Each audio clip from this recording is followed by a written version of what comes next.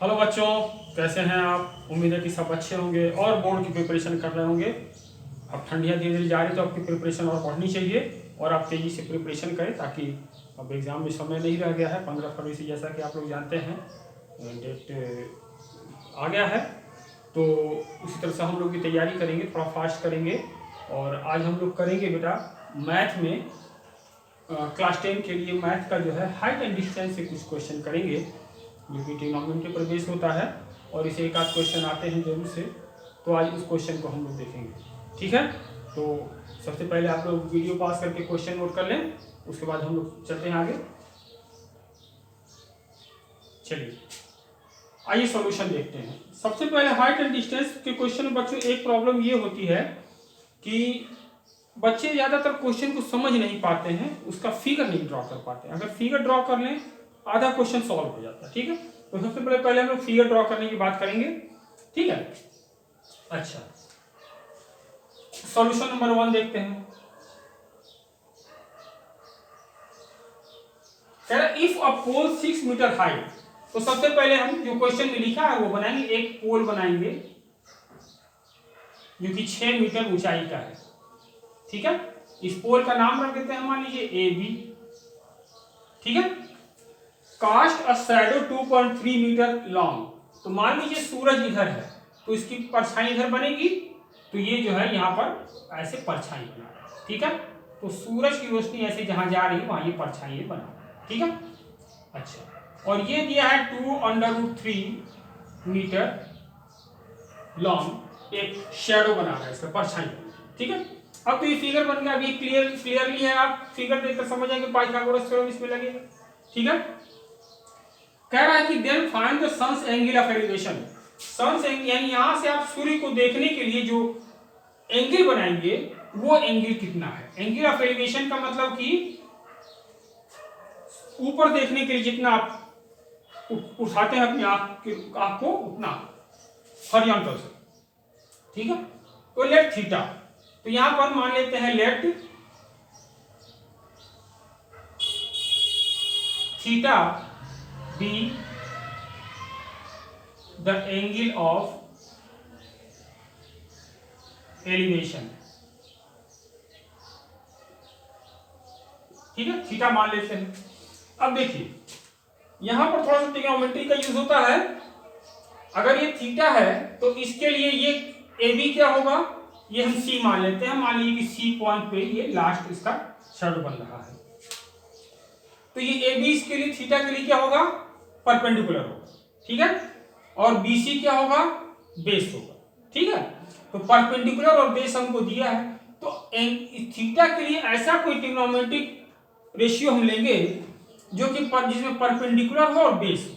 तो perpendicular upon base क्या होता है बेटा, किसमें होता है, tan, ठीक है। जैसा कि हम इस थीटा के लिए अगर tan लेंगे यानी tan थीटा इक्वल टू क्या होगा, perpendicular that is A B upon में base that is B C. तो ए बी की वैल्यू दी हुई है बच्चों 6 मीटर और इसकी वैल्यू दी हुई है 2√3। तो 2 से तो ये कट गया 3 टाइम्स में, ऊपर बचा आपको 3 और नीचे √3। और 3 को हम क्या लिख सकते हैं बच्चों, ध्यान दीजिए, थोड़ा सा ट्रिक लगाते हैं यहां पर। तो √3 इंटू √3, क्योंकि √3 का स्क्वायर जो है 3 होता है, ठीक है। तो √3 अपॉन में हो गया, एक √3 से एक √3 कट जाएगा तो केवल आपका √3 बचेगा। यानी tan थीटा की आपकी वैल्यू आ गई √3। और tan के लिए √3 किसकी वैल्यू होती है, tan 60 की। तो इसको हम लिख सकते हैं tan 60। और देखिए tan theta equal to tan 60 है, इसका मतलब थीटा इक्वल टू 60 होगा, तभी ना tan दोनों के tan की वैल्यू इक्वल होगी, ठीक है। तो यहां से this implies theta is equal to 60 degree. This is your answer, ठीक है बच्चों। वीडियो पास करके आप नोट कर सकते हैं सॉल्यूशन। चलिए नेक्स्ट क्वेश्चन का देखते हैं हम लोग सॉल्यूशन।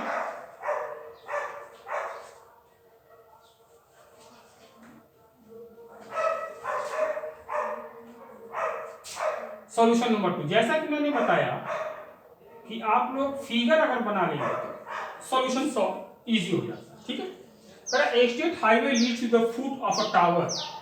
एक टावर है, उस टावर से लगा हुआ एक हाईवे है।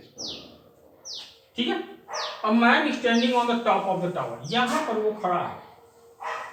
ए बी अगर टावर है तो टावर के टॉप ए पॉइंट पे वो खड़ा है। ठीक है, और ये टावर जो है 75 मीटर हाई है।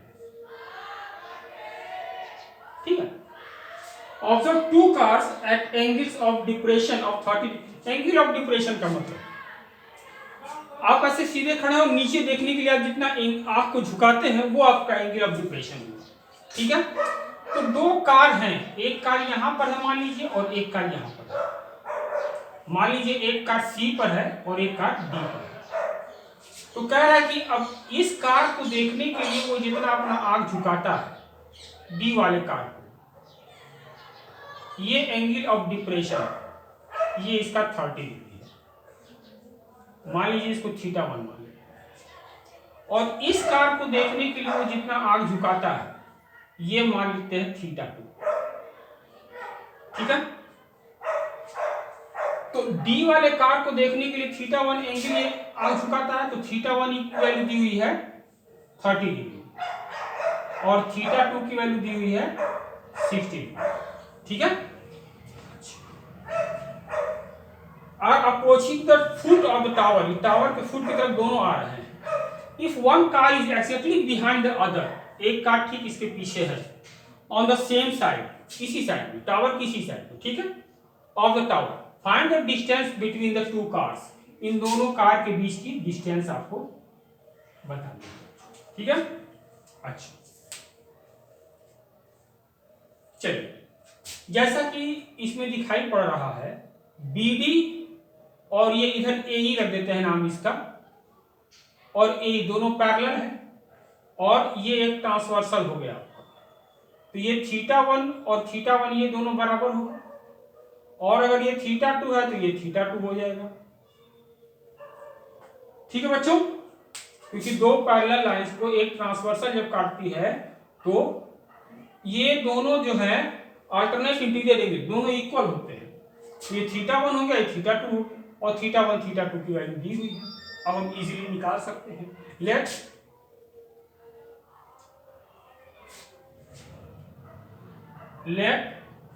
हम BD को मान लेते हैं x मीटर, और इस CD को मान लेते हैं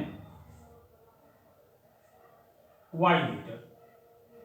ठीक है बच्चों, तो BC कितना हो गया हमारा, BC इंप्लाइज ये पूरा BD है, ये x है, ये y है, इसको निकालेंगे तो x माइनस y।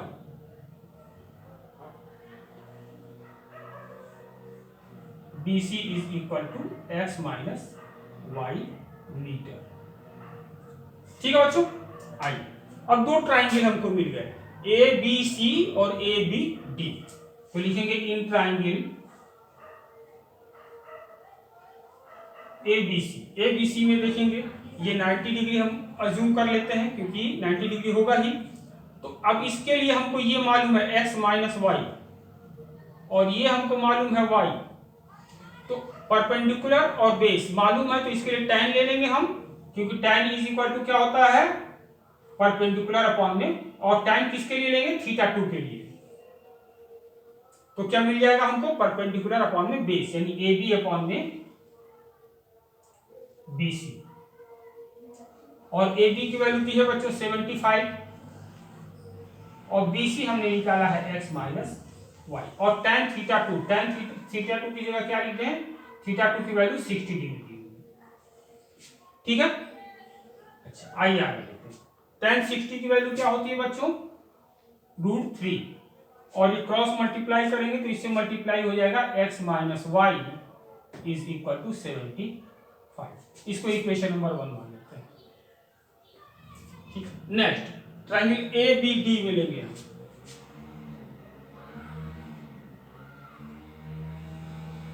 ABD अब इस थीटा 1 के लिए परपेंडिकुलर पूरा बेस हो जाएगा। ठीक है, अच्छा, तो tan θ1 is equal to AB upon में AB अपॉन में AD।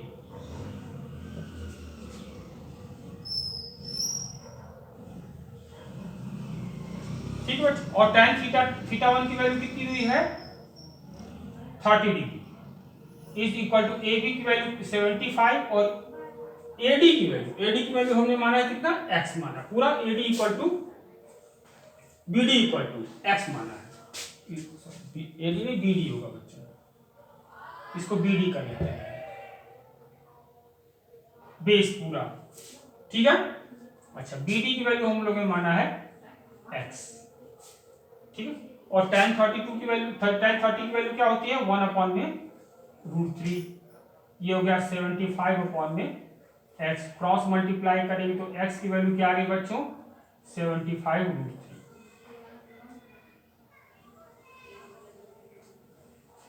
अब x की वैल्यू हम इक्वेशन नंबर 1 में पुट कर देंगे।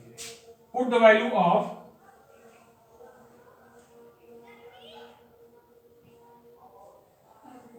x in equation 1। ठीक है, इक्वेशन 1 में x की वैल्यू रखेंगे तो क्या मिलेगा बच्चों √3 ब्रैकेट में 75 √3 minus y is equal to 75। ठीक है, √3 को नीचे ले आते हैं तो क्या मिलेगा 75 √3 minus y is equal to 75 upon √3। यहाँ से y की वैल्यू निकालेंगे बच्चों तो हमको मिल जाएगा 75 √3 माइनस 75 बाई √3। अब इसको सॉल्व कर लेंगे बच्चों तो ये हो जाएगा 225 माइनस 75 अपॉन में √3, माइनस करेंगे बच्चों तो 150 अपॉन में √3, और 150 को क्या लिख सकते हैं हम 50 इंटू √3 इंटू √3 अपॉन में √3। ये इससे कैंसिल आउट हो गया बच्चों, आंसर आ गया हमारा y is equal to 50 √3 metre. ये आपका आंसर हो जाएगा। तो दोनों कार के बीच की डिस्टेंस कितनी आ गई बच्चों 50 √3। ठीक है, वीडियो पास करके आप सॉल्यूशन नोट कर सकते हैं। चलिए,